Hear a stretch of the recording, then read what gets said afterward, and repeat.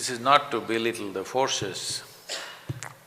I know the nature of their job and I'm hugely respectful to that. But what I want you to understand is, people in every level of job, from the lowest level of job to the highest, everybody is complaining about stress. What we need to understand is, stress is not in our jobs, stress is not in our professions, stress is not in our family situations, stress is in the nature of our mind. You do not know how to handle your thought, your emotion, your chemistry and your energy, you're stressed. Stress means essentially it's a friction within yourself. The same situation will stress one person and another person will go through it effortlessly, isn't it? In the same situation. So obviously it's not the situation, it is you. If I'm asking you a very simple question, if you are capable of having the kind of thought and emotion that you want right now, would you choose to be stressful or blissful? No. What would be your choice? Stressful or blissful? Make a choice because I'll bless you right now. Huh? Certainly blissful. Not just you, every human being. If there is a choice between pleasantness and unpleasantness for themselves, they will choose pleasantness. What they want for their neighbor may be debatable, but what they want for themselves is very clear. But such a simple thing is not happening because, see, this human mechanism, do you agree with me? This is the most complex and sophisticated machine on the planet. Yes. I'm asking you, have you read the user's manual? No, just by accident. If you function by accident, everything will happen this way only. See, there are many people who deal with their life like this. To make all the major decisions in their life, they'll pull out a coin and flip it. Heads I go this way, tails I go this way. It works 50% of the time. Only thing is, if what you do works only 50% of the time, there are only two professions for you. You can either be a weatherman or an astrologer. Anywhere else you'll get fired. So equanimity is not… equanimity or lack of equanimity is not a question of what we are doing, it's about how we are. How much control do we have on our own thought process, our emotion, our chemistry, our energies? To what extent is this human mechanism in your hands? It's like this. See, let's say you don't know how to ride a bicycle. You just sat on a bicycle which was on a stand and you were just pedaling for fun, but it came off the stand and started going. Anxiety or no? It started going fast. Fear or no? Started going very fast. Terror or no? Yes. But if you know how to ride the bicycle, faster it goes, fun, isn't it? The same thing with this, if you learn how to handle this, a whole lot of people… Today adventure sport is a big thing. All my life I risk my life for nothing, not for the country, simply for the fun of it.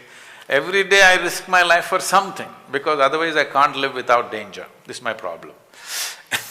I have to do something where I'm on the edge. So, a whole lot of people are doing adventure sports. Why? Because the more you take it to the edge, there is more fun in it. The question is, are you equanimous to enjoy it or are you going to freak? So once you have taken up to a soldier's profession, I think we should equip them to have an equanimity where they don't suffer this on a daily basis. After all, they're human beings, there will be issues within them, but bringing equanimity to the minds of our soldiers and officers is very, very important. India being so steeped in this knowledge of how to maintain your interiority, if our soldiers don't get it, I am very pained. It's very, very important that our forces should know how to be meditative.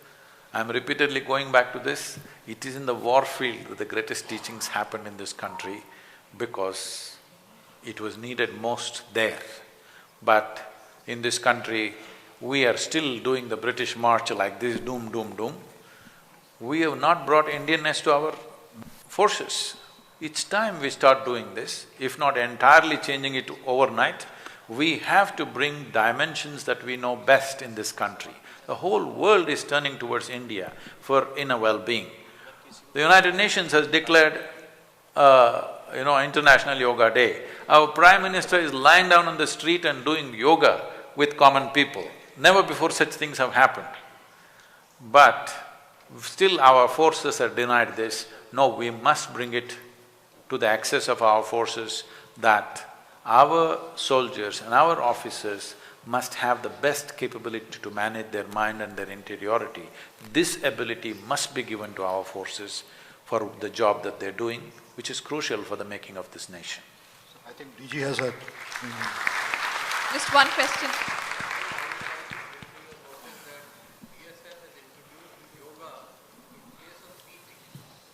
That's very good. If you did not hear him, he said, BSF has introduced yoga in the place of physical training. In fact, there are dimensions of yoga. People think yoga means… See, unfortunately, the yoga that you're looking at also is largely a rebound from the American coast. The yogic system has dimensions with which you can become super fit without restrictions of unnecessarily bulging muscles, okay? Above all, you should come and see, when your officers come, they will see, we have yoga and a combination of Kalari and yoga and Angamardana. It will make you not only fit, your endurance levels, your ability to go without food, water, sleep. See, for almost 25 years, I manage with just 2.5 to 3 hours of sleep. These days I'm getting a little lazy and sleeping 4 hours, 4.5 hours these days sometimes. Just getting lazy with old age. But if I want, I can easily go 2 nights, 3 nights without sleep. Just yesterday morning I've landed from United States after 5 weeks, so I should be jet-lagged, I must be this. You will not see anything like that with me. This is vital for the forces, because many nights they may not get to sleep or eat properly. If we don't eat, our activity won't stop. In these 35 years that I've been active in public life, not a single appointment or an engagement I have cancelled because I am ill or I am not well. Every day I have appointments, not a single day break. My schedules are 7 days, 365 days, but still I have not cancelled one event till now because I am not feeling well, because such a thing never happens. This doesn't mean I never had a flu or a temperature. Yes, I've had, but that doesn't stop me from doing anything, which is the nature of their job. It doesn't matter what's happening, what has to be done, has to be done. So for them, equipping them, empowering them with an inner dimension is very, very vital. I'm glad that you have taken this up, sir. Thank you very much.